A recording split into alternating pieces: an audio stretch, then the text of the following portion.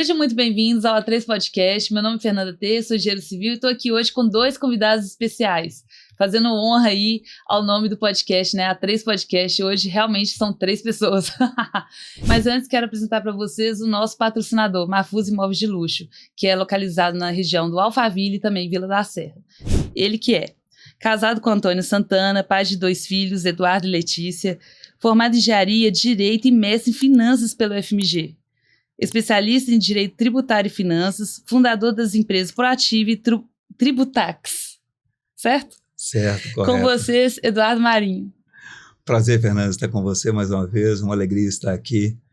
Vamos bater um papo aqui, falar um pouco do nosso trabalho e o que a gente pode ajudar as empresas. Com certeza teremos um assunto bem bacana de tratar aqui. Ah, com certeza.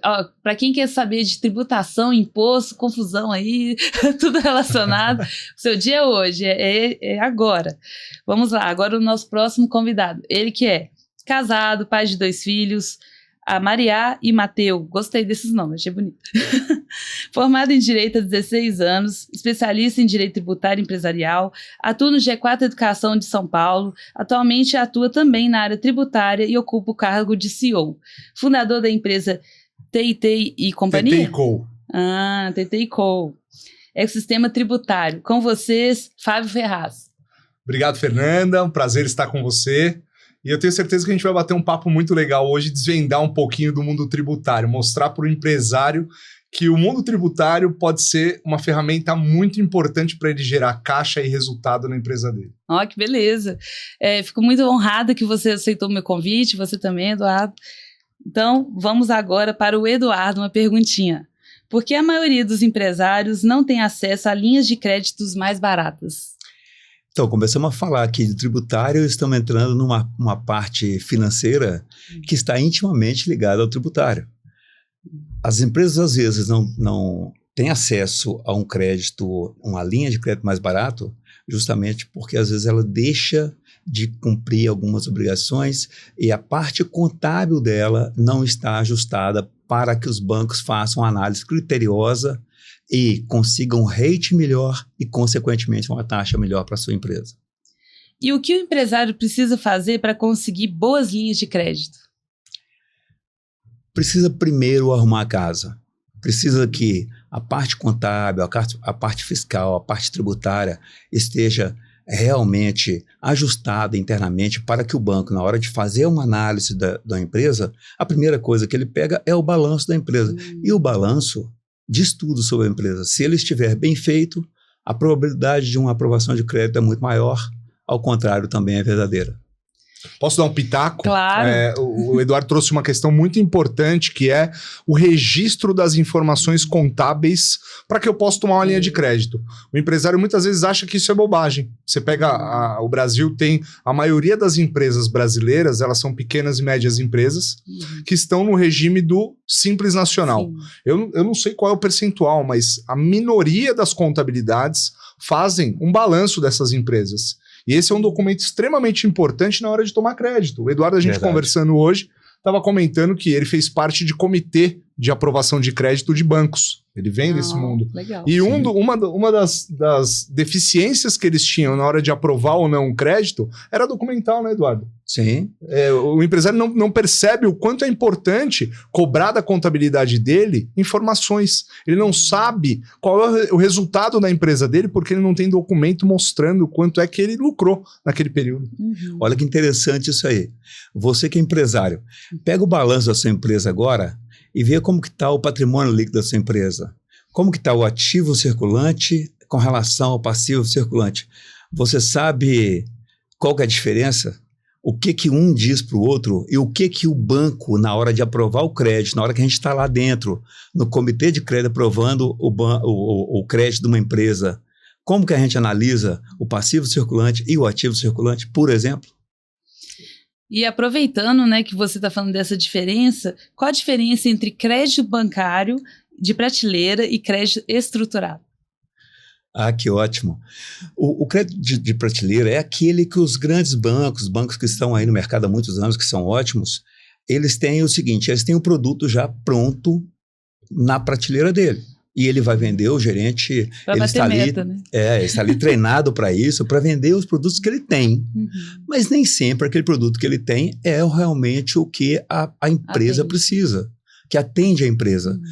O que fazemos é estruturação de um crédito personalizado para a empresa de acordo com a necessidade dela. Ah. E isso faz toda a diferença. Com certeza. E aproveitando o Fábio aqui hoje, quais são as crenças do empresário brasileiro em relação à área tributária? Bom, tem várias, né? Algumas das crenças que eu posso destacar são: qualquer tipo de planejamento que eu fizer, qualquer ação que eu tomar na área tributária, eu tenho lá um agente da Receita Federal ou da Secretaria Estadual com um botão, e a hora que eu fizer um pedido ele vai me autuar, ele vai me fiscalizar. O empresário acredita de verdade que a Receita Federal está esperando ele tomar uma atitude, pedir algo que lhe pertence para que seja fiscalizado. Isso não é real. O que leva a uma fiscalização é a falta de informações contábeis adequadas, a sonegação de impostos, movimentação bancária que diverge da movimentação apresentada pelo contador. Outra crença é que o Simples Nacional é o regime onde eu pago menos impostos. Sim. Quantas vezes a gente conversa com o empresário e aí você fala: qual o regime tributário que você está? No Simples. Por quê? Nenhum sabe responder. Eles respondem: porque minha contabilidade diz que é melhor. Mas ele te apresentou números para te mostrar que aquilo realmente era melhor? Não. Então, são algumas crenças que o empresário tem que muitas vezes levam eles a perder dinheiro, a deixar dinheiro na mesa, porque estão no regime inadequado, que estão fazendo algo que não deveriam fazer, ou que poderiam fazer e deixam de fazer, porque tem medo de ser autuado, medo de ser fiscalizado. E aproveitando que você já respondeu a próxima pergunta, que seria qual o regime tributário mais aplicado no Brasil, vamos pular essa não, que você já respondeu. Não, é legal falar um pouquinho mais sobre ela, Fernanda, se você me permite. Claro. É o Simples Nacional. E isso porque o que a gente percebe é que ele é mais fácil para quem apura o imposto. Não porque ele é melhor para o empresário. Entendi. O empresário ele é levado ao Simples Nacional porque eu, enquanto contabilidade, por exemplo, levo 30 minutos, a gente brincou com isso hoje, 30 minutos para fazer a apuração de um mês daquela empresa. Isso fazendo uma pausa de 15 minutos para tomar um café. Se eu estou num outro regime, como lucro presumido ou lucro real, que talvez faça mais sentido para esse empresário, eu levo 2, 3 dias para fazer uma apuração. Então, para a contabilidade, é muito mais trabalhoso levar esse cliente para um regime adequado. Então, elas orientam esse cliente a permanecer no Simples Nacional. Forçam esse cliente a permanecer e continuar no Simples Nacional, mas não olhando para o fato de que esse cliente tem economia tributária ou não. É mais fácil para quem apura o imposto.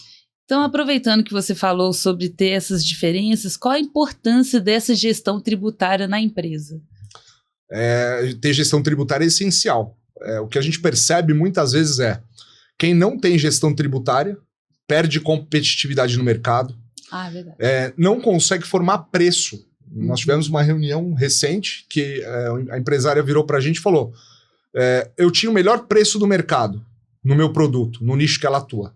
Hoje, eu tenho o pior preço do mercado. E quando a gente olha para como ela está posicionada, como é que ela está fazendo a gestão tributária dela, está totalmente errado. A orientação, não vou responder outra pergunta, não sei se isso tem na pauta, mas a orientação que foi dada para ela é: abra outras empresas no Simples Nacional para se manter nesse regime. Só que quando a gente olha estruturalmente, não cabe mais esse regime para ela. Então ela não tem gestão tributária eficiente, consequentemente ela deixa dinheiro na mesa, paga mais impostos e vira uma bagunça, correndo o risco de ser autuado e por aí vai. É importante você dizer isso, porque aí as pessoas pensam o quê, né? Como você estava falando. O normal é ser simples, então vamos ser simples.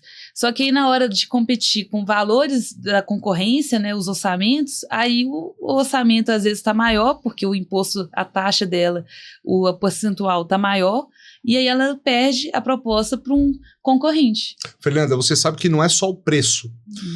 A gente ouviu hoje de um outro empresário a seguinte frase: tem empresas que não compram da minha empresa porque eu estou no Simples Nacional. E muita gente não percebe isso. Sabe por quê? Se eu estou no Simples Nacional, eu não transfiro crédito de tributos para outra empresa. Então, quando alguém compra, se eu tenho uma empresa que está no lucro real e compra de mim, e eu estou no Simples, o que ele vai pagar no meu produto, estou comprando essa xícara custa R$10.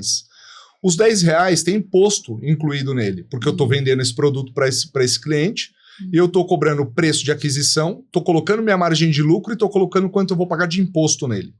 Se eu não estivesse no Simples Nacional, eu daria para esse comprador a oportunidade de pegar o imposto que está inserido dentro desse produto, dentro do preço de venda, e usar esse crédito tributário para abater do imposto que ele tem a pagar. Então, quando eu sou uma empresa maior, que estou num regime tributário que não seja o Simples Nacional, e eu olho o seu preço que está no Simples, que está lá R$10, e o seu concorrente está vendendo por R$10,50, mas ele está num regime que não é o Simples, eu compro dele. Por quê? Os R$10,50, no final das contas, vão sair mais barato do que os R$10. Aí vamos perguntar, por quê? Como assim? Porque eu tenho crédito tributário lá dentro. 9,25% daquele produto é PIS e COFINS. 18% dependendo do estado, 20% dependendo do estado, é ICMS. Eu uso esse crédito para abater do imposto que eu vou pagar lá no final. Se você está no Simples, R$10 tem imposto lá dentro, só que é custo para mim, eu não aproveito. Então, várias empresas como essa que a gente conversou hoje, não conseguem vender, não conseguem aumentar o seu faturamento, aumentar o seu volume de vendas, porque eles estão no regime inadequado. Então, às vezes eu vou olhar o preço do produto e o regime que ele está inserido, eu não compro dele. Eu não consigo competir com o meu concorrente, que às vezes vende mais caro do que eu, porque o meu regime está errado, por orientação equivocada. E esse tipo de trabalho a sua empresa faz? A gente faz planejamento tributário, por exemplo, é um dos trabalhos que a gente realiza. Eu não consigo começar um planejamento tributário sem antes olhar se o regime daquela empresa está adequado. Então, qualquer planejamento tributário que seja realizado, ele tem que começar pela escolha do regime. Eu preciso olhar para aquela empresa e entender se no Simples Nacional ela está pagando menos imposto ou se ela deve estar em outro regime tributário para que ela possa seguir e ter competitividade no mercado. Então, qualquer trabalho que a gente vai realizar na área tributária, ele começa pela escolha do regime adequado. E o que é interessante nesse gancho aí do Fábio é que é o seguinte: nós oferecemos muito mais do que apenas essa questão tributária, de análise tributária, né? Fazemos análise contábil, fiscal e tributária. Então, o que a gente pode oferecer para o cliente é um universo de solução, porque não adianta apenas ele se adequar, sair do Simples Nacional e ir para o regime de lucro presumido ou lucro real e não ter um acompanhamento. E isso a gente faz. Matriz em São Paulo, filial aqui em BH. Só corrigindo, eu não sou o fundador da Tributex, a Tributex o fundador está aqui ao nosso lado. Né? Entendi, vocês são sócios. Somos sócios, sim.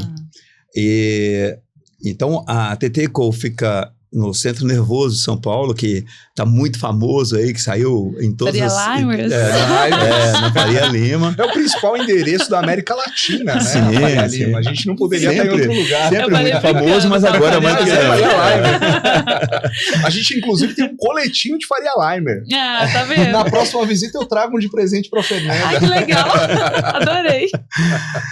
E o legal é isso, atuamos em todo o território nacional e as empresas mineiras têm a oportunidade de poder usufruir desse trabalho, um trabalho completo, né, com a nossa filial aqui em Minas Gerais. Não, muito legal. O trabalho, Fernanda, ele não se resume a uma análise contábil, que nem o Eduardo bem ressaltou.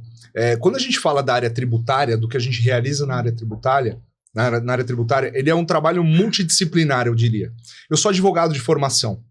Só que dentro do nosso time, nós não temos só advogados. Por quê? O olhar do advogado, ele leva muito para a esfera jurídica da coisa.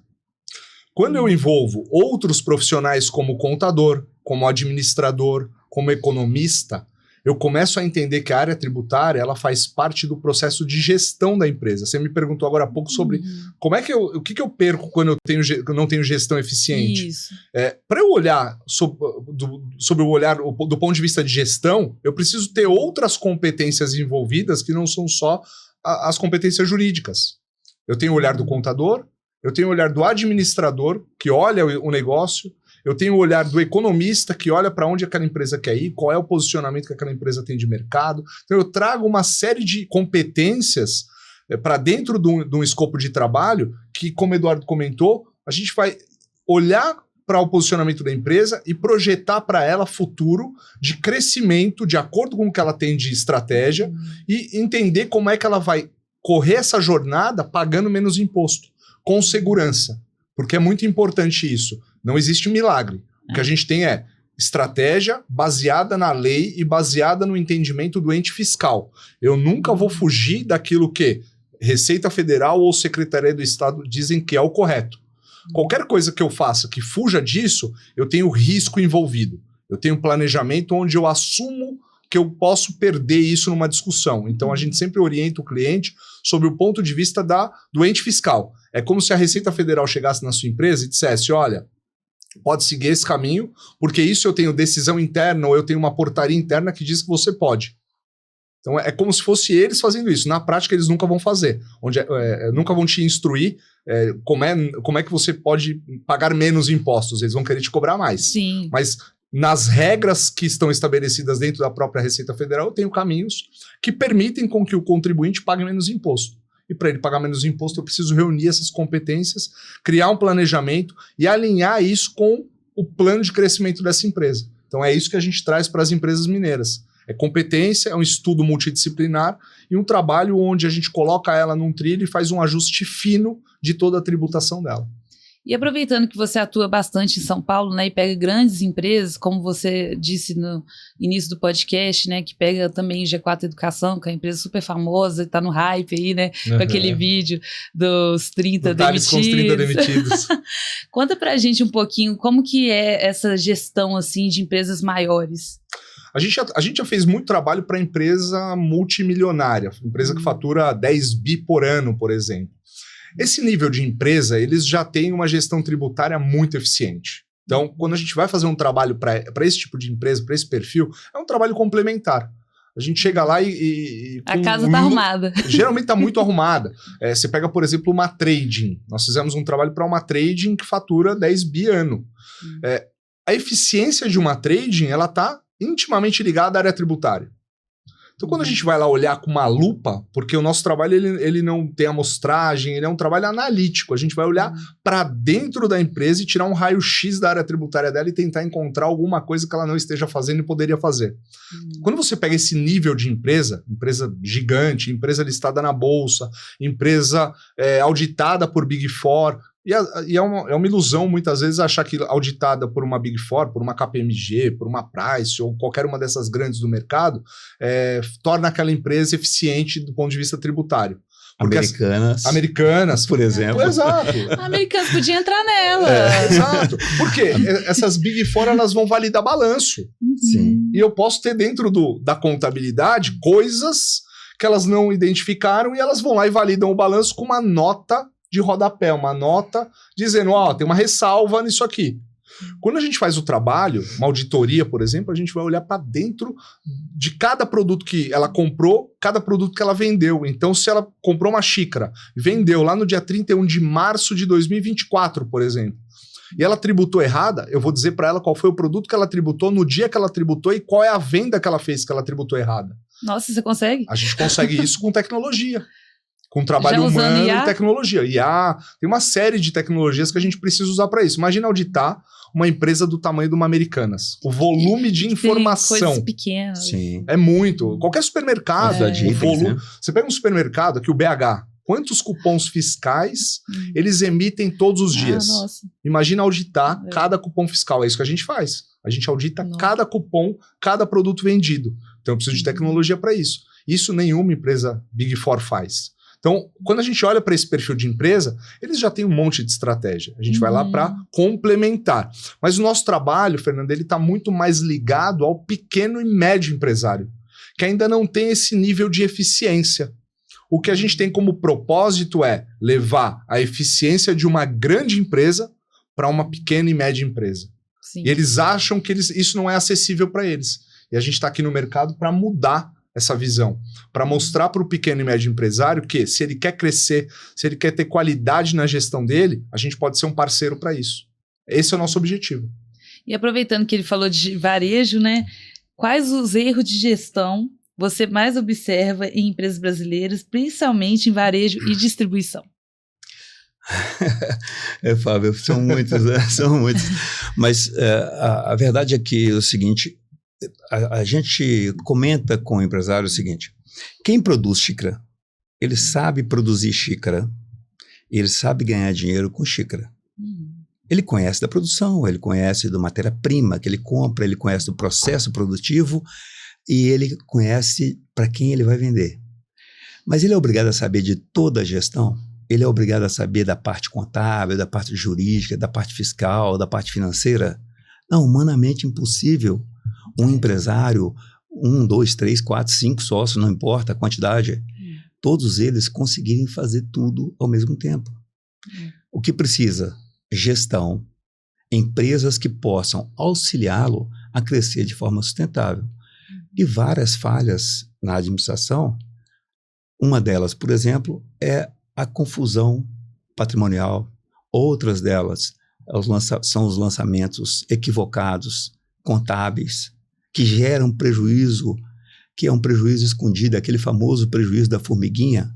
Fica de olho no elefante, mas a formiguinha está fazendo um estrago imenso, porque aquilo que o Fábio citou agora há pouco, de um item que é vendido na ponta sem uma substituição tributária, por exemplo, ou vender para a empresa correta e a possibilidade de ter essa receita tributária, deixa de ganhar nas pequenas coisas e no final do dia isso se torna um elefante imenso que causa um prejuízo muito grande para as empresas. Eu costumo dar como exemplo, Fernanda, assim, ó, você pega uma indústria, o dono dessa indústria, ele tem mapeado, ele sabe quanto de insumo que ele compra se perde até o produto final ficar pronto. Vou usar o exemplo da xícara de novo. Gostei da xícara. Para fazer a xícara, ele precisa de cerâmica e ele sabe quanto que da matéria-prima, ele precisa de tinta, ele sabe quanto da matéria-prima que ele comprou para fazer isso, quanto é que vai se perder até o final. Então lá tá 10, 12, 15%, enfim. Ele tem mapeado. Quando a gente olha... Não, né? Ou não, mas assim, deveria. Na maioria dos casos, esses caras sabem. O que tá ligado ao produto, ao que ele faz, ele conhece na ponta da língua. No processo produtivo, ele sabe. Assim. O dono do supermercado sabe quanto de hortifruti que se perde, quanto da carne que ele desossa que se perde, do pão, da padaria, quanto da farinha vai embora. Eles sabem, na ponta. Eles estão no negócio, estão naquele jogo porque eles conhecem disso. De comprar, de vender e de atender o cliente. Isso eles são muito bons. Só que no meio disso eu tenho imposto, eu tenho juros, eu tenho inflação. Isso é uma perda oculta, é a formiguinha que está corroendo por dentro e quando ele vai enxergar, ele perdeu um monte de dinheiro. Ele não consegue medir isso. E o nosso trabalho é esse. É olhar para a questão financeira, a Proative vai lá, ajuda ele na gestão financeira, ajuda ele no crédito, que não é aquele crédito da prateleira do banco, ele constrói um caminho mais viável, num crédito mais barato, muitas vezes. Na área tributária, a gente vai lá e olha para dentro da empresa dele, enxuga essas torneirinhas, tira esse formigueiro que está lá tirando dinheiro do bolso dele e ele não percebe. Você imagina que num varejo, vou usar o supermercado de novo, eu tenho lá na prateleira 10 mil itens, 15 mil itens. Eu tenho como produto mais vendido 450 produtos, uma média. Isso é a estimativa do setor. Se eu tiver 10% desses produtos tributando indevidamente, você imagina o pão francês. Se eu vender R$1.000 de pão francês e tributar ele de maneira incorreta do imposto federal, eu perco por dia, a cada R$1.000 que eu vender desse produto, R$92,50. A cada R$1.000 de pão. Eu imagino que o mercado venda muito mais de R$1.000 por dia de pão. Multiplica isso por 30 e multiplica isso por 12. Quanto é que ele perde por ano só no pão? Estou falando de um item, ele tem 12 mil na prateleira. Por aí vai. É um exemplo de como a gestão financeira, a gestão tributária, o quanto ele precisa se cercar de profissionais que complementem aquilo que ele sabe. E para você ver, né, a importância de ter uma gestão estratégica bem feita com advogados, que aí consegue, igual você disse no início, seguir a lei, não fazer aquela coisa assim, jeitinho brasileiro, não. Já olhando ali a Receita Federal, o que pode, o que não pode, só que conduzindo a pessoa que nesse quesito tá um pouco mais leiga, né? Porque, Isso. como você disse, a maioria dos brasileiros, não todos, né? A gente tá falando da maioria. Abriu o negócio, às vezes até mesmo passou de família para família, e essa parte não tem tanto aquele conhecimento. Então, a melhor coisa é procurar uma empresa que vai ali arrumar a casa, né? O empresário, na verdade, só se preocupa com a questão tributária quando ele olha lá no dia 20, tem uma guia alta para pagar de imposto. Aí ele reclama naquele dia. Ele reclama naquele dia. No dia seguinte, ele já não está mais preocupado com aquilo. Então, é um ponto de extrema importância na gestão. É verdade. Né? É de extrema importância na gestão, mas que eles não estão muito preocupados. Meu contador falou que assim é melhor e acabou. Mas você foi investigar? Você questionou? Se tem algum caminho melhor? Você procurou se informar? Porque se der problema lá na frente, não é seu contador que paga. Os contadores que me perdoem. Mas quem vai pagar a conta é o empresário. É o bolso dele que vai doer. E nada contra. Nós somos a contabilidade. Né? Então, dentro do nosso negócio, tem contabilidade, tem a questão jurídica, a questão civil, tributária. Mas vou fazer uma analogia aqui. Eu comentei lá no começo do nosso podcast, eu comentei sobre banco que tem lá os produtos prateleiras versus produtos estruturados, que a gente pode levar para a empresa. O gerente do banco, o que ele quer? Te oferecer o produto onde ele ganha mais, onde o banco ganha mais, onde ele tem que bater meta. E isso que ele tem que cumprir, é isso que ele quer te oferecer. A contabilidade, dependendo da contabilidade, o que ela quer te oferecer? Abre mais uma empresa no Simples, abre mais um CNPJ no Simples. Por quê? É mais fácil para mim, como contabilidade, fazer a gestão de uma empresa no Simples do que fazer a gestão de uma empresa no lucro presumido. Eu prefiro, como contador, eu prefiro fazer 100 empresas no Simples do que uma no lucro presumido. E aí, fazendo a analogia do gerente do banco e o contador que orienta o cliente a abrir várias empresas do Simples Nacional, ele está oferecendo o que é mais fácil, às vezes, para ele e não para o empresário. Essa é a diferença de você ter um ecossistema onde você consegue oferecer soluções diversas para a mesma empresa. Inclusive, tem até uma aqui que complementa a sua resposta. Por que você acredita que tantos empresários ainda pagam mais imposto do que deveriam sem perceber? Vou deixar isso aí para o Fábio. Eu acho que pela falta de informação. Eu acho que no nosso trabalho, a gente tem um trabalho de mostrar para esse empresário quais são os caminhos, mas tem uma outra coisa que ela está num andar inferior aqui, vamos dizer assim.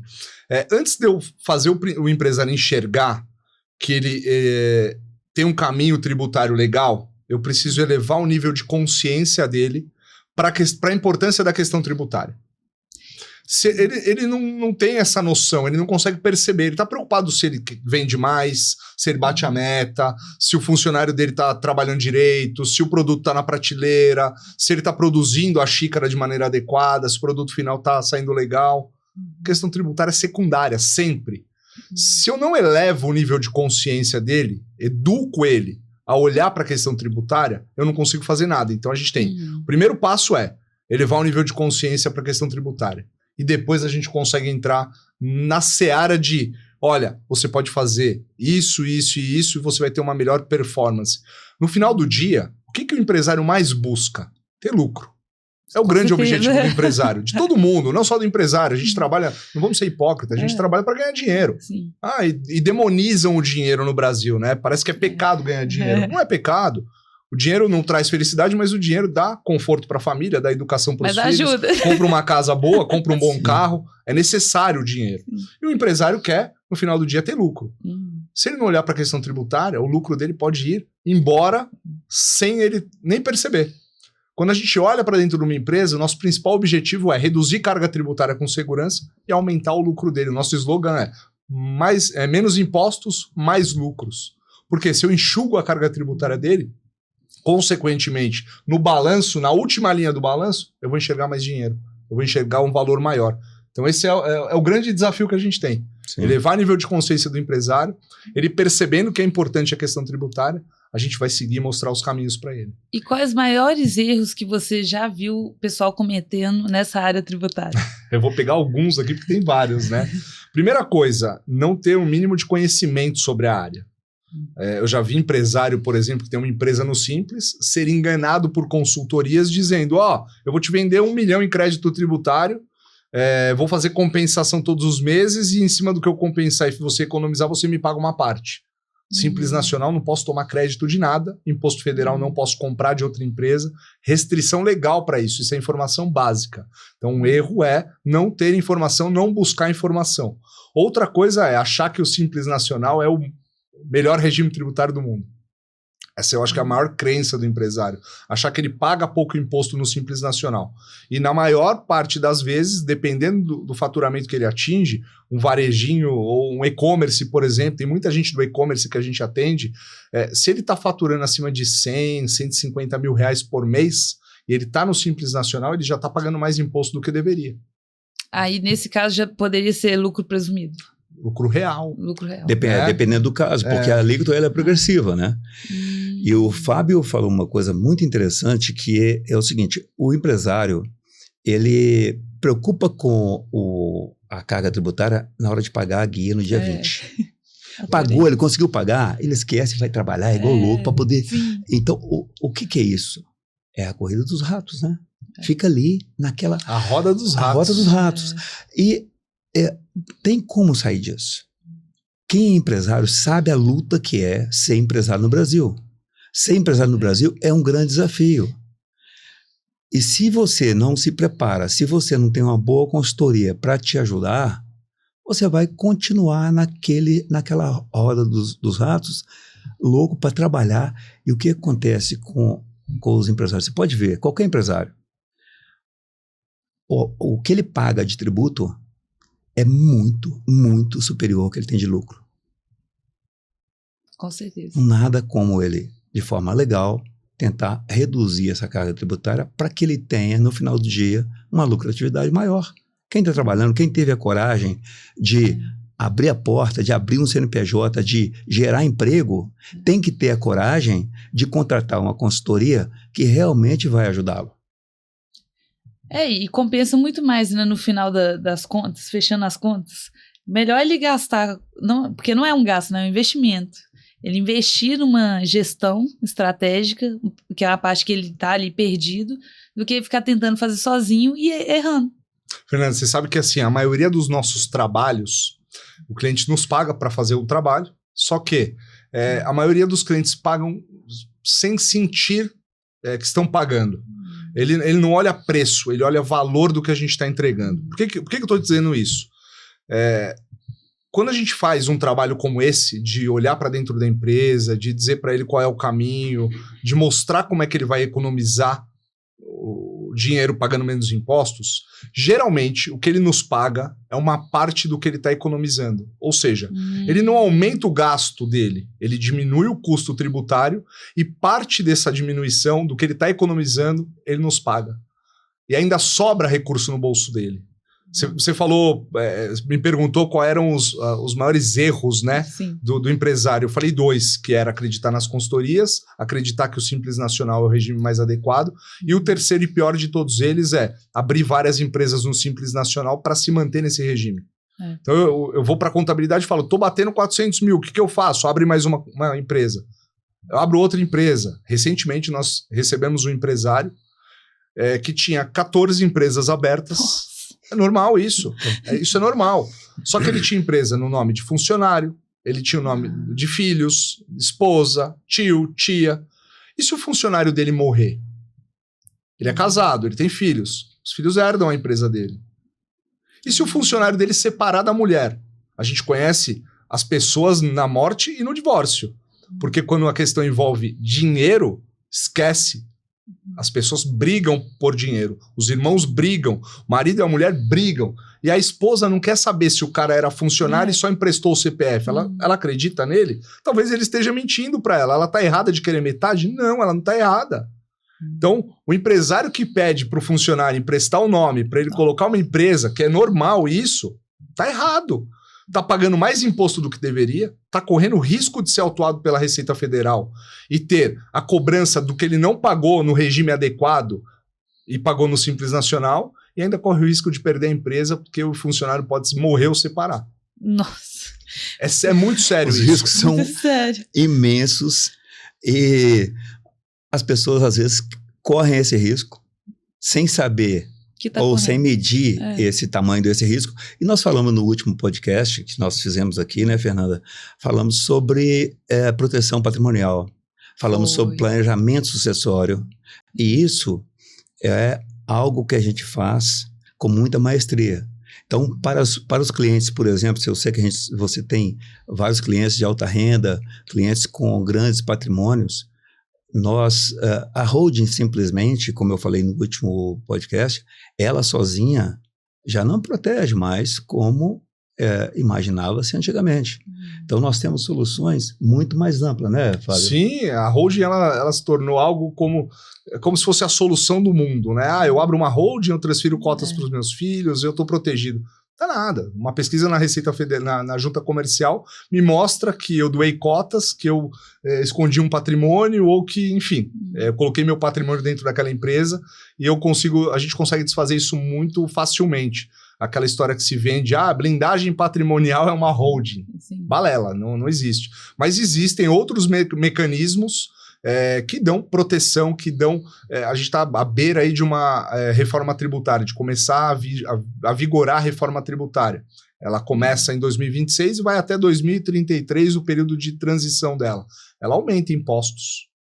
Ela aumenta impostos sobre transmissão de bens numa herança.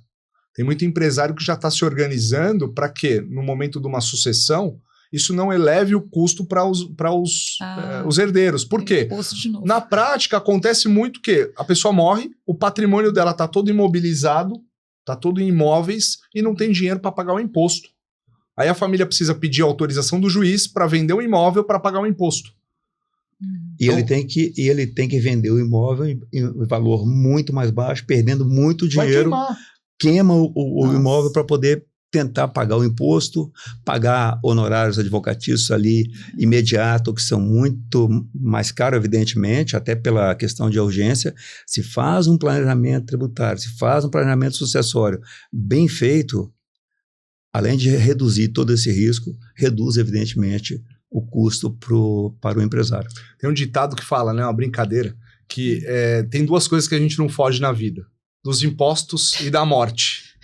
A morte a gente não consegue solucionar, mas o imposto pode ser algo mais leve. E essa é a nossa meta, é diminuir a carga tributária das empresas e dos empresários. E existe alguma prática que parece vantajosa no curto prazo, mas se revela um desastre tributário ao longo prazo? Sonegar imposto está cada vez mais difícil, porque hoje é tudo eletrônico. Então, teve uma polêmica recente falando sobre o Pix, né? Enfim, envolveu o deputado aqui de Minas. Ele não estava errado.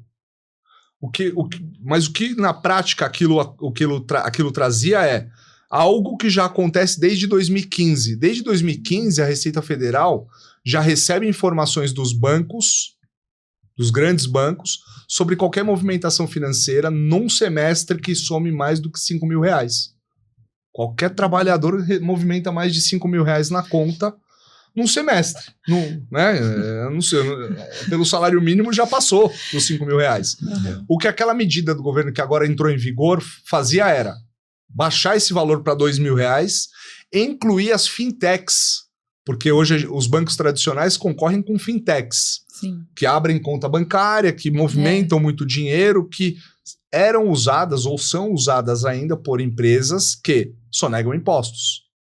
Só que com essa medida do governo agora, que foi recente, essas empresas também estão obrigadas a cumprir com um negocinho da Receita Federal que se chama e-financeira, que é prestar informações sobre movimentação bancária. Então, o Fábio tem o CPF dele. Se eu uso movimentação bancária numa fintech, essa fintech vai informar para a Receita Federal que eu movimentei no semestre lá mais de R$2.000. Se na minha declaração de imposto de renda eu não mostro para a Receita Federal qual é a origem desse dinheiro, eu estou correndo o risco de ser autuado. Para as empresas é a mesma coisa. Então, empresas que acham que sonegar é uma forma de concorrer no mercado, de competir com o mercado, os dias estão contados. Eu acho que esse é o maior erro, porque o empresário ele ainda tem... desculpa a palavra, mas ele é burro. Por quê? Ele sonega. E o que ele sonega, ele dá de desconto para o cliente. Ou seja, ele deixou de pagar o imposto, ele está correndo o risco de ser autuado, e se ele for autuado, aquilo que ele deu de desconto para o cliente vai sair do bolso dele. Vai sair do bolso dele, pagou para trabalhar. Se ele está sonegando, ele deveria, no mínimo, se ele fosse inteligente, guardar esse dinheiro. Porque se vier uma autuação amanhã, eu tenho dinheiro que eu não paguei do imposto para pagar o problema. Ele não faz isso, ele dá desconto e ele acha que ele está competindo no mercado. E no longo prazo, isso vai ser um tiro no pé. E o que você considera as piores ações que um empresário pode tomar em relação aos seus tributos? Negligenciar, não olhar para essa questão tributária, como a gente comentou, reclamar no dia 20, mas no dia 21 já esqueceu do problema e só vai se preocupar com isso de novo no dia 20 do mês seguinte. Eu acho que essa é uma das piores atitudes, né, que ele poderia ter. Essa questão da sonegação, enfim, ele precisa entender que imposto é chato, é um assunto que não é legal de discutir, mas ele pode ser o ponto de equilíbrio entre lucrar ou ter prejuízo na empresa dele. E qual mensagem você deixaria para empresários que querem crescer com segurança, mas ainda não entendem o peso da gestão tributária no seu negócio? Fernanda, primeiramente é entender que a carga tributária é um dos maiores custos que ele tem na empresa dele. É um sócio. É um sócio caro. Que só participa do lucro. Que só participa do lucro, independentemente se você... Na verdade, ele participa do faturamento, porque independentemente tem lucro ou tem prejuízo, você tem que pagar imposto. Então, parte do princípio do empresário, de todo empresário, seja ele pequeno, médio, grande, entender que ali está uma fonte de despesa muito grande, que ele precisa tratar ela com carinho. E se ele faz isso com maestria, ele não precisa sonegar. Ele vai ter muito mais lucro, ele vai ser muito mais competitivo na ponta, e no final do dia, ele vai sair ganhando com a operação que com a atitude que ele tomou de entender a carga tributária, de colocar alguém para poder cuidar dessa parte tributária, e ele reduzir o seu custo de forma legal. E de que forma a tecnologia e a inteligência artificial podem transformar a área tributária nos próximos anos? Bom, a gente trabalha com uma legislação extremamente complexa no Brasil, né? Estima-se que por dia, juntando todos os entes da federação, a gente tem uma média de 40 alterações na legislação tributária, todo dia. Você imagina tratar isso sem tecnologia, sem inteligência artificial. No cenário que se projeta para a reforma tributária, em princípio, a gente deve ter algum conforto nesse emaranhado de legislação tributária, a gente deve ter uma apuração um pouco mais simplificada. Porém, se enxerga nesse mesmo horizonte várias possibilidades de discussões judiciais a respeito de impostos incidindo dentro de imposto, eu pagando imposto, como já aconteceu no passado. Né? Eu ter base de cálculo de imposto que não considera só faturamento, mas considera outros impostos inseridos ali. Então, a inteligência artificial chegou para ficar. A gente vê que várias profissões devem sofrer muito com isso. Você pega desenvolvedor de sistemas, por exemplo. Itaú mesmo demitiu um monte agora. Demitiu 1.000 por baixa produtividade. Os call centers hoje já tem muita gente diminuindo a quantidade de pessoas em call center, porque existe IA que faz uma ligação para você e você fala como se estivesse falando com um humano. Muito bem treinada e muito eficiente. Na área tributária não é diferente. Na área tributária a gente deve ter muita coisa. Nós estamos desenvolvendo internamente ferramentas que utilizam IA, que utilizam tecnologia como base para melhorar o nosso trabalho a cada dia.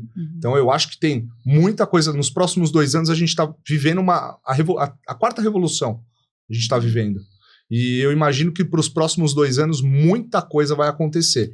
Agora a gente também tem que entender se o que a gente tem mapeado hoje de reforma tributária vai se concretizar. Porque o Brasil é um país onde o passado muda, né? Inclusive você falou de reforma tributária, tem um aqui, ó. Como você enxerga a reforma tributária e seus impactos para pequenas e médias empresas? Bom, tem alguns impactos bastante importantes. Eu vou começar primeiro pelas empresas do lucro presumido, por exemplo. Empresas de serviços, a carga tributária vai aumentar. Porque na sistemática de tomada de crédito e de pagamento de imposto, quando eu falo de serviço, eu não tenho insumo. É diferente de uma indústria, que eu compro insumo para produzir alguma coisa e com isso eu tenho crédito tributário para abater do que eu tenho que pagar. Quando eu falo de serviço, meu insumo é mão de obra, basicamente. Então eu não tenho crédito tributário de uma pessoa. Então meu custo tributário aumenta.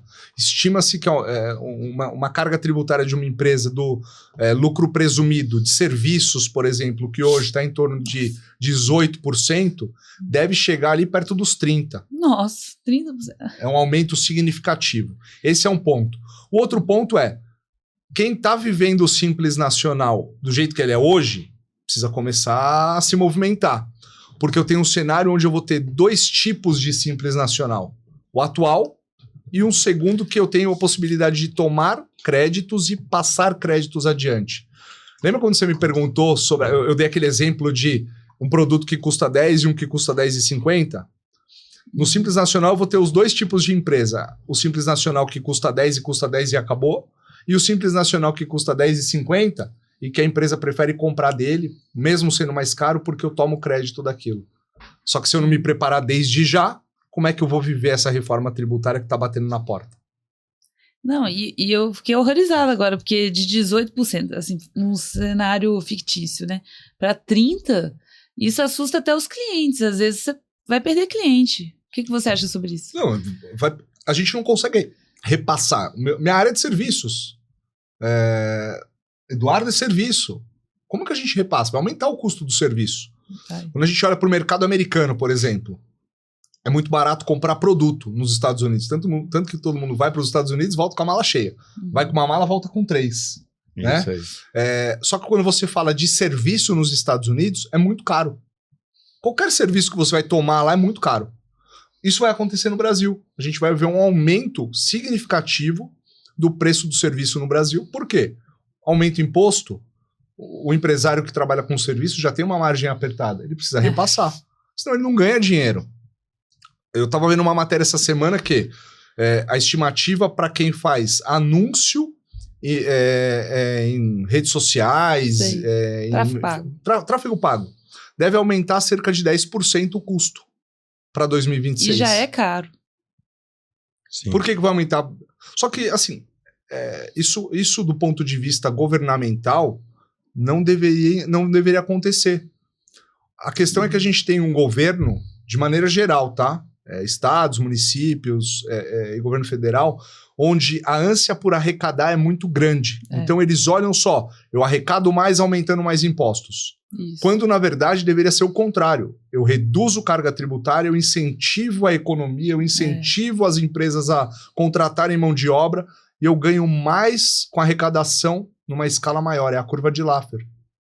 Eu ganho mais porque eu aumentei a produtividade, eu ganho mais, eu arrecado mais porque eu aumentei a mão de obra, não porque eu aumentei imposto. Quando eu aumento imposto, eu tiro investimento do país, eu desincentivo, com juros a 15%, eu vou pegar meu dinheiro e vou abrir uma empresa? Não, eu vou deixar meu dinheiro no CDB, que está me dando 15% ao ano, seguro. Sem ação trabalhista, sem a Receita Federal batendo na minha porta, sem eu ter que acordar todo dia devendo um monte de boletos. Eu desincentivo. Se eu reduzo carga tributária, eu trago empresas de fora para dentro do Brasil, eu gero emprego. Mas a gente não consegue entender o que se passa na cabeça do governante. Enquanto a gente tem governo dessa forma, atuando dessa forma, nós somos empresários, já estamos dentro do turbilhão. O que a gente tem que fazer, Fernanda? O que a gente tem que fazer é se preparar bem, porque não há outro caminho. Esse caminho que o Fábio falou é o correto, seria o ideal. Seria o justo, inclusive, fomentar a economia, Sim. incentivar o empresário a gerar emprego, a economia girava, o governo receberia mais impostos, e a gente vê, pelo contrário, a gente vê diversas empresas já saindo do Brasil. Várias empresas saindo do Brasil. O Paraguai está atraindo muito empresário brasileiro. Isso também é um trabalho que a gente faz. Se você quer migrar a sua empresa daqui para o Paraguai, para o Uruguai, também fazemos esse trabalho. Mas veja, não é fácil. Nós que estamos aqui no Brasil, já estamos com as nossas raízes aqui. Nós queremos isso, nós podemos fazer isso, estamos preparados para fazer isso. A maioria do empresário não está. Então, a maioria dos empresários vão ficar no Brasil. E se vão ficar, vamos nos adequar. Vem aí a reforma tributária, está batendo na porta, e nós temos que acreditar nela, que realmente ela vem para quem está preparado. Quem não estiver preparado vai sofrer muito com a reforma tributária. E aproveitando que você falou de vários regimes, em termos práticos, quais ganhos uma empresa pode ter ao revisar o seu regime tributário? Simples, presumido ou real? Fernanda, o principal fato, o principal acontecimento é trazer economia tributária. Se eu sou um varejo, ou eu sou um vendedor de um e-commerce que trabalha com uma margem geralmente muito pequena, eu dei o exemplo do supermercado, mas no e-commerce é igual, eles trabalham com margens muito pequenas, um custo alto para vender, faturam muito, tem um volume de faturamento importante, mas uma margem muito pequena. Se ele está num regime do Simples Nacional, por exemplo, ele está pagando imposto independente de ter lucro ou não, e quanto maior o faturamento dele, maior é a carga tributária. Se ele está num regime como lucro real, por exemplo, ele só vai pagar imposto em cima daquilo que realmente ele teve de lucro. Ele vai aproveitar crédito, vai aproveitar débito, as despesas dele vão ser abatidas da base de cálculo. Então, olhar para o regime tributário adequado é trazer competitividade, trazer gestão, trazer eficiência e melhorar a margem de lucro lá no final. E aproveitando que você falou que vários contadores olham essa questão tributária como eu vou só pagar os impostos ali e tá tranquilo. O que muda quando eles entendem o papel estratégico da contabilidade tributária? Hoje, serviço é commodity. Eu tenho um monte de advogados, eu tenho um monte de contadores, eu tenho uma série de profissionais no mercado que estão competindo por preço. Quando eu me posiciono como alguém estratégico para uma empresa, eu sou um advogado estratégico, eu sou um contador estratégico, e ser estratégico é entregar resultado, entregar ROI para o cliente. Olhar para a empresa do cliente e dizer, você está pagando mais impostos, eu vou te mostrar como é que você paga menos imposto.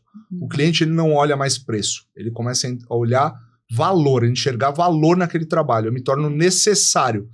Se alguém bater na porta dele com preço menor, ele não vai me trocar, porque ele entende que eu sou essencial para a empresa dele. Então, enquanto prestador de serviços, eu preciso ter esse entendimento. Eu quero andar com a manada, seguir a manada, ou eu quero ser alguém diferenciado no mercado. É essa mentalidade, uma mudança de postura, uma mudança de mentalidade que o empresário que presta serviços, contador ou advogado, precisa ter. Infelizmente, chegamos ao finalzinho do podcast, então vou fazer umas perguntas bem rapidinhas. Conta pra gente um pouquinho da sua empresa, a TT & Co. TT & Co. TT & Co. A TT & Co é um ecossistema que aconteceu. Nós começamos 17 anos atrás como escritório de advocacia tradicional, fomos levados para a área tributária e aí veio a primeira empresa depois do escritório de advocacia, que foi uma consultoria tributária, que é a Tributex, que faz tudo aquilo que não é jurídico. Que dentro da equipe dela tem contador, tem advogado, tem economista, tem uma equipe multidisciplinar, faz planejamento tributário, olha para dentro da empresa e busca estratégia. A gente fazia tudo isso, arrumava a casa do cliente e aí depois de 2 anos voltávamos lá, estava tudo errado de novo. E aí 2 anos atrás surgiu a Rentax, que foi a terceira empresa que a gente tem, que forma o nosso ecossistema e que faz contabilidade, mas é uma contabilidade estratégica. É uma contabilidade que não está preocupada só em apurar um imposto e entregar a guia no dia 20. Ela está olhando para dentro da contabilidade do empresário, mas olhando com o olhar que a gente olha lá na Tributex, olha com o olhar jurídico de como é que ela pode ser mais eficiente para aquele cliente. E o ecossistema está se fechando agora, né? Pelo menos a 4ª empresa que está surgindo, que é uma empresa de educação. Toda empresa é uma empresa de educação. Eu tenho um amigo que é o Francelino, que está lá no Clex Club comigo, e ele fala, toda empresa é uma empresa de educação. Joel J fala, toda empresa é uma empresa de educação, e é verdade. Na nossa jornada, eu entendi que se eu fosse só o Fábio advogado, prestador de serviço, eu era mais um, eu era commodity no mercado. Eu tinha que me tornar alguém estratégico, mas na faculdade de Direito a gente não aprende isso, a gente aprende o que eu não posso fazer, porque eu firo o código de ética da OAB, e quando eu saio da faculdade, eu acho que eu sou tudo. Eu sou o advogado, eu sou o cara que atende o telefone, eu sou o cara que vai para a audiência, que cuida do processo, e não é isso. Eu comecei a olhar com um olhar de empresário para o direito. Como é que eu posso tornar o direito, a advocacia, um meio e não um fim? E aí, com isso, a gente criou uma empresa de educação, que é a TT Academy, que está saindo do forno. O projeto deve começar em mais 2 meses. A gente está produzindo os conteúdos, que vai levar educação para contadores, para advogados, mas não uma educação técnica. Eu não vou ensinar ele a fazer direito tributário. Isso ele vai ver lá na faculdade, no curso de pós-graduação. Eu vou ensinar para ele como é que ele usa o escritório dele, de contabilidade, de advocacia, para aquilo ser um negócio, para aquilo gerar receita para ele. Como é que ele empreende na área tributária com aquilo que ele já tem. Então essa é a mentalidade. Isso é o nosso ecossistema. A gente está levando solução para o mercado, mas também está levando um pouquinho de educação para mudar essa mentalidade do empresário, que é um empresário da área jurídica ou da área contábil, de que mostrar para ele que ele pode mais, que ele pode ir além. E aproveitando que você falou do Class Club, já veio aqui no podcast o Júnior, da Original Locações. Sim, ele é sócio lá também. E também o Moisés Energia, ele está até abrindo também um aplicativo de educação. Legal. São ambientes, tanto o G4 quanto o Clex, são ambientes onde a gente tem uma troca muito grande com empresários de vários setores. E estar nesses ambientes, eu acho que não só nesses ambientes, mas em todos os ambientes que você busca pessoas que estão num nível acima, que estão buscando os mesmos propósitos, eleva, te mostra caminhos que você pode seguir. Então eu sempre falo para os meus amigos, para os meus clientes, para os parceiros, busquem estar nesses ambientes de network, de conhecimento. Conhecimento nunca é demais. Eu estava com o Joel J essa semana e ele falou o seguinte, eu nunca vi ninguém ficar pobre porque comprou livro. Eu nunca vi ninguém ficar pobre porque assistiu uma aula.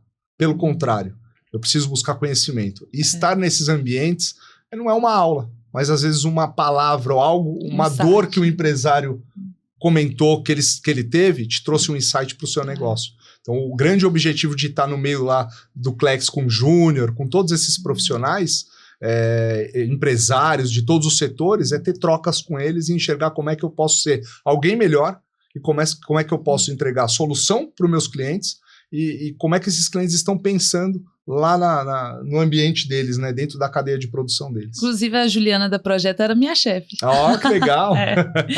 Quando eu era CLT, e ela tá lá no Class Club. Que legal! Eu já chamei ela para vir aqui também no podcast. Bacana. Fica aí mais um convite, então. Aí, Juliana. Tô tomando a liberdade aqui, Juliana. Aproveitando que você tá falando da sua empresa, agora olha para a câmera, por favor. Você vai ter 1 minutinho para fazer seu pitch de elevador. Bom, meu pitch de elevador é reto e direto com o empresário. O empresário tem 2 caminhos, continuar como ele está, ou ele pode mudar de patamar, ele pode jogar o jogo dos grandes. Como é que ele joga o jogo dos grandes? Olhando para a questão tributária na empresa dele, melhorando gestão, melhorando eficiência, formando o preço do produto dele de maneira adequada, porque se eu não sei quanto custa o imposto, como é que eu formo o preço? Ah, eu pago 10 e eu coloco 20, estou ganhando 100%? Tá errada essa conta, você não está ganhando 100% de maneira nenhuma. Isso é markup, o mercado sabe. Então, fica aqui um convite. O pitch de elevador é um convite. Você quer saber como é que nós, da TT & Co., da Proative, podemos ajudar a você mudar de patamar, elevar o seu nível de consciência e ter mais lucros pagando menos impostos? Entre em contato com a gente. Maravilhoso, e deu 1 minuto. Já tá treinado. Tá bem treinado. E você, Eduardo, quer fazer seu pitch de elevador? Vamos lá. Meu pitch de elevador também, assim como o Fábio falou, é diretamente para o empresário, porque empreender no Brasil não é fácil. Nós estamos aqui para auxiliá-lo a fazer melhor a cada dia. A empresa, ela tem que estar antenada com as alterações, e vem aí a reforma tributária. É importante a empresa estar atenta à carga tributária, estar atenta aos custos, estar atenta, inclusive, às oportunidades que tem no mercado. Nós trazemos também linhas de crédito. E não esqueça, você construiu patrimônio. Proteja seu patrimônio. Muito bem. E vamos oferecer para os clientes, para os seus ouvintes, né, para a sua rede de contato, vamos oferecer uma análise tributária, contábil, totalmente gratuita, gente, sem compromisso. Maravilha. Aqueles que entrarem em contato com a gente, vamos oferecer sem nenhum custo e mostrar para ele o que, onde melhorar a empresa dele na questão tributária, contábil e fiscal. Maravilha, pessoal, aqui, ó, para quem chegou até o final, ainda ganhou um brinde.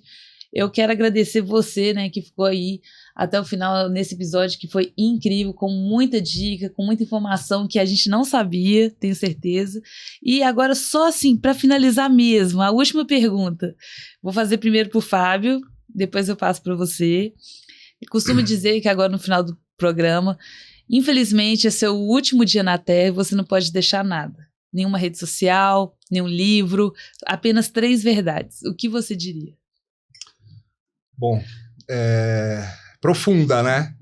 Porque ela envolve uma análise do que nós somos, do que a gente fez. Eu quero deixar um legado, eu quero deixar uma imagem de alguém que construiu muito pelo outro, que se dedicou pelo outro, e alguém que se dedicou muito pela família. Eu acho que sem esse pilar da família, nada é possível. Então, se eu tivesse hoje fosse o meu último dia aqui, e alguém olhasse lá na frente e dissesse, poxa, o que o Fábio deixou? O Fábio deixou uma imagem de coragem, de respeito e de alguém que ama a família. Ai, que lindo. Muito. Agora, sua vez, Eduardo. Eu sei que você já respondeu naquele outro podcast, mas vamos de novo. Vou complementar o que eu falei no outro podcast. Em uma só palavra, pontes. Construir ponte na nossa vida. Pontes de amizade, pontes de relacionamento, pontes de network, pontes de família, e ser verdadeiro com as pessoas. Ser verdadeiro, a gente constrói pontes. Vocês querem deixar algum recado final para o pessoal que está assistindo? Só quero agradecer para quem acompanhou até o final. Muito obrigado. Um papo interessante do ponto de vista de gestão. Chato, porque é um tema pesado, mas necessário. Então, muito obrigado. E você, Eduardo? Obrigado, Fernanda. Obrigado pelo convite. Obrigado, pessoal. Faça uma visita à Proative. Indo a São Paulo, faça a visita à TTICO. Vocês vão se surpreender. Pessoal, quero agradecer você que ficou até o final. Não se esqueça de se inscrever no canal e acompanhar os próximos episódios. E para quem quiser ir à consultoria financeira, tributária, vou deixar todos os contatos aqui abaixo e aguardo você no próximo episódio. Obrigada.